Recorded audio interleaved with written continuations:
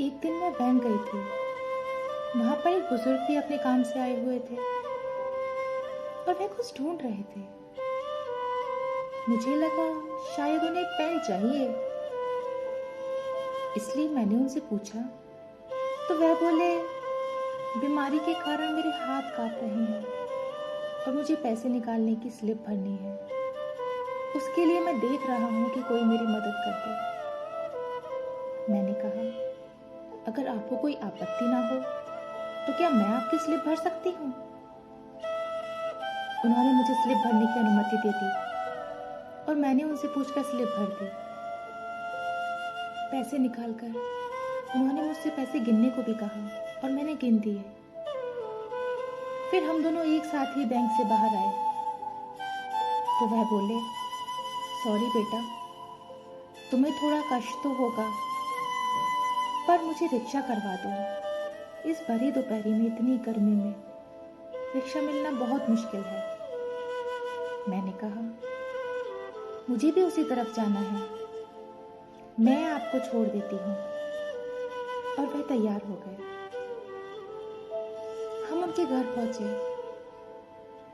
एक छोटा सा घर था और घर में उनकी पत्नी थी। वह थोड़ी डर गईं कि इनको कुछ हो तो नहीं गया कि कोई अजनबी उनको घर छोड़ने तक आया। फिर उन्होंने अपनी पत्नी के चेहरे पर आए हुए भाव को पढ़कर कहा कि चिंता की कोई बात नहीं है, यह तो मुझे छोड़ने आई है। फिर बातचीत में वह बोले, इस भगवान के घर में हम दोनों पति पत्नी ही रहते हैं, हमारे बच्चे तो विदेश में रहते हैं। मैंने जब उन्हें भगवान के घर के बारे में पूछा तो उन्होंने बताया कि हमारे परिवार में भगवान का घर कहने की पुरानी परंपरा है। इसके पीछे की भावना है कि यह घर भगवान का है और हम उस घर में रहते हैं, जबकि आजकल के लोग तो यह कहते हैं कि घर हमारा है और भगवान हमारे घर में रहते हैं। मैंने सोचा कि दोनों ही बातों में कितना अंतर है।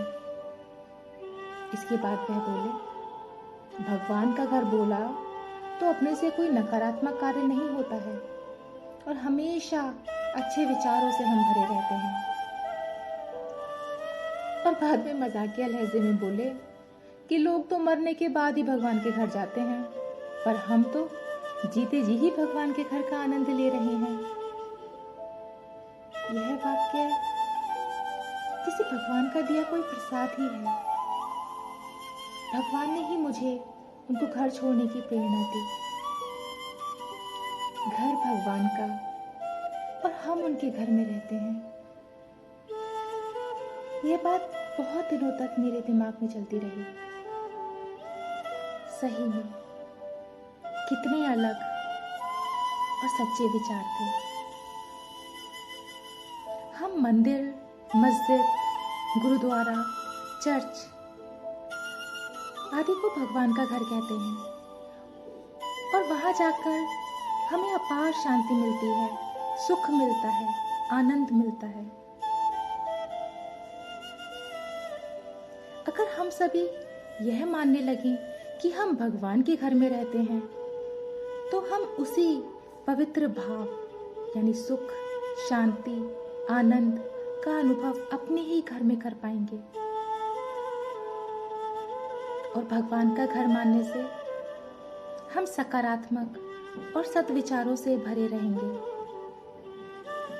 और हम हमारी आने वाली पीढ़ियों के विचारों को भी परिवर्तित करने में सहयोग देंगे।